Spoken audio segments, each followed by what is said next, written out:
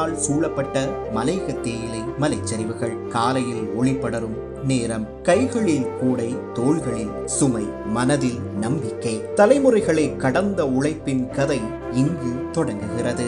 இலங்கையின் பொருளாதாரத்தை உலக வரைபடத்தில் நிலைநிறுத்திய தேயிலை தொழிலின் பின்னால் பெரும்பாலும் மறைக்கப்பட்ட ஒரு மனித வரலாறு உள்ளது. காலையில் ஒரு கோதுமை ரொட்டியும் ஒரு கப் தேநீரும் குடித்து வயிற்றை நிரப்பி வியர்வையும் கண்ணீரும் கலந்து 200 ஆண்டுகளுக்கும் மேலாக இந்நாட்டுக்காக டொலர்களை சம்பாதித்தவர்கள் மலையக மக்கள். ஆனால் அந்த டொலர்களின் பலன் அவர்களது வாழ்க்கையில் பிரதிபலிக்கவில்லை.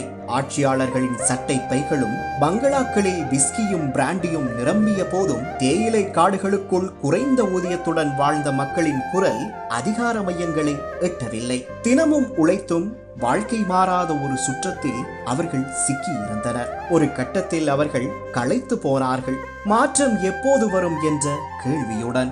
இன்றோ அந்த வரலாற்றில் ஒரு புதிய அத்தியாயம் தொடங்கியதாக பலர் உணர்கிறார்கள். தேர்தல் வாக்குறுதிகளை நிறைவேற்றி மக்களின் முன் நேராக சென்று நிற்கும் அரசியல் துணிவு ஜனாதிபதி அனுரகுமார திசாநாயக்க தலைமையிலான தேசிய மக்கள் சக்தி அரசாங்கத்தை வேறுபடுத்துகிறது என ஆதரவாளர்கள் கூறுகின்றனர். போராட்டம் இன்றி கனவிலும் நினைக்காத அளவுக்கு ஒரு சம்பளம் கிடைத்துள்ளது என்ற உணர்வு மலையக தொழிலாளர்களிடையே பேசப்படுகிறது. அட்டைகள் நிறைந்த காட்டுக்குள் நேரடியாக சென்று தொழிலாளர்களின் கைகளை பிடித்து பேசும் ஒரு ஜனாதிபதி.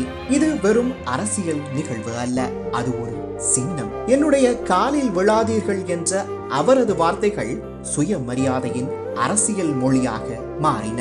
சார் கையெல்லாம் பார்க்கிறாரு, வாங்க சார் என மனம் நெகிழ்ந்த தொழிலாளர்கள் அழைத்த தருணம் தலைவர் மற்றும் மக்கள் இடையிலான உணர்ச்சி பாலமாக அமைந்தது. மட்டக்கத்தியின் கீறலும் தேயிலை கொழுந்தின் சாயமும் கரைபடிந்த கரங்களை நாட்டின் நிறைவேற்ற அதிகாரமிக்க ஜனாதிபதி பிடித்த போது பலரின் கண்களில் கண்ணீர் வந்தது. எங்களை இப்படி பார்க்க வந்த ஒரே ஜனாதிபதி நீங்கள்தான் என பெருந்தோட்ட மக்கள் கூறிய உணர்ச்சி இந்த தருணத்தின் அரசியல் அர்த்தத்தை வெளிப்படுத்தியது. வடக்கிலும் மலையகத்திலும் மட்டுமல்ல, இலங்கையின் பல பகுதிகளில் ஜனாதிபதியிடம் காணப்படும் அன்பு தேர்தல் வெற்றியை தாண்டியதாக பார்க்கப்படுகிறது. தமிழ் தாய்மார்கள் அவரை தங்கள் மகனாகவே பார்க்கின்றனர் என்ற கருத்தை குறிப்பிட்டு பிரதியமைச்சர் கௌசல்யா ஆரியரத்ன இந்த பயணத்தை பெருமிதத்துடன் பாராட்டினார். மனிதன் தலைவராகுவது சாதாரணம், தலைவன் மனிதனாகுவது அரிது என எதிர்க்கட்சியின் பொதுஜன பெரமுன உறுப்பினர் திஸ்ஸகுட்டியாராய்ச்சி கூறியது மக்களில் இருந்து எழுந்து மக்களோடு நடக்கும் தலைமைத்துவம். இதுவே இந்த புதிய சகாப்தத்தின் அடையாளமாக கூறப்படுகிறது.